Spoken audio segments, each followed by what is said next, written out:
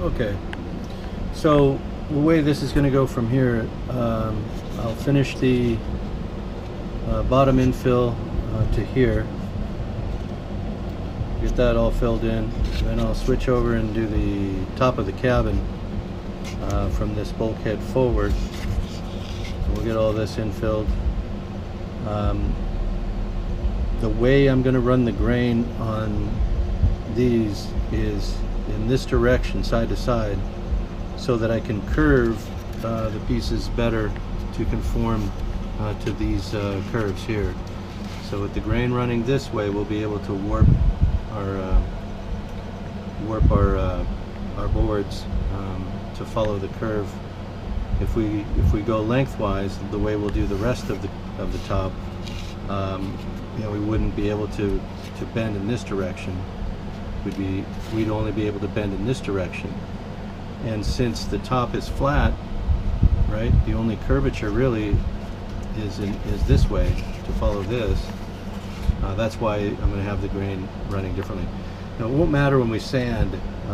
Obviously, we'll sand with the grain. That's typical. But once I get enough of the filler on here, and the idea is to use enough of it that we get a smooth finish, that I'm just going to be sanding on filler and not so much on the wood. Initially the wood side to side, but once the filler's in there, we can sand it in every direction. Right? So that's why it doesn't really matter what the grain's doing, other than to conform to the curvature here. So that's that. And then once the top of the cabin is done, the bottom of the cabin is done, then the infill begins on the rear section of our fuselage.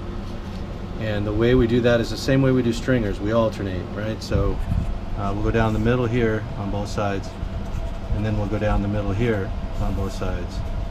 And then I'll do the middle on the side, on the left and then the right. And that's kind of working from the middle out on every facet. So middle out from the sides, middle out from the top, middle out from the bottom. You get it. You get the picture. And that's how we do infill typically, because we do want to prevent any twisting or warping. And for the same reason that we alternate with stringers, we're going to alternate with infill, and that's just the way I do it. Your mileage may vary, and that's where we are on the cockpit now. I did finish off the rear section of our cabin. Behind this bulkhead now is finished up. I don't know if I showed that or covered that on another video. I lose track.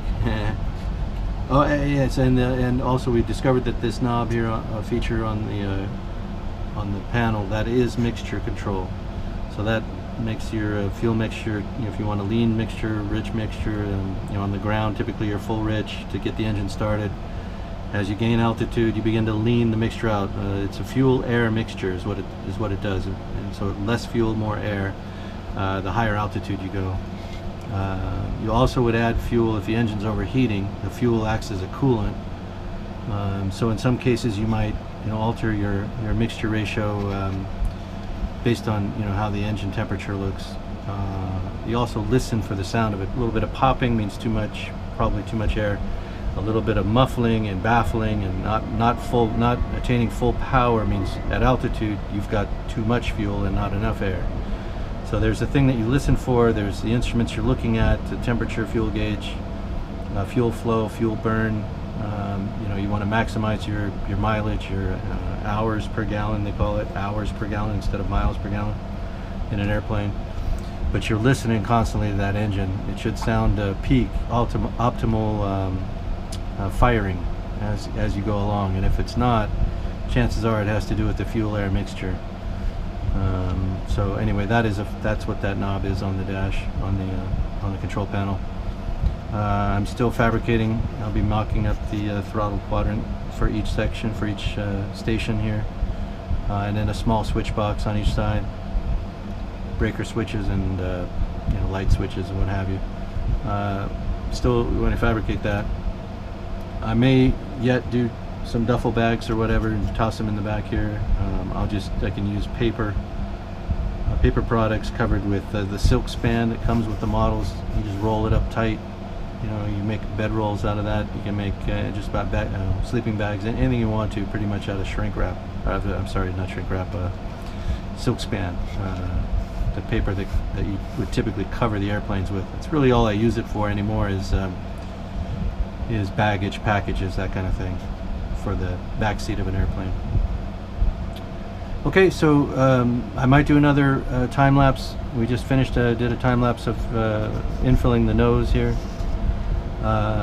You know, I'll probably get it out again when I start doing this. The rear section, might do some more time lapse infill. It's fun. It's entertaining. You know, it makes it seem like it happens fast when it's really tedious. You know, so in that way, it's a little bit of you know, Hollywood shortcuts. Yeah.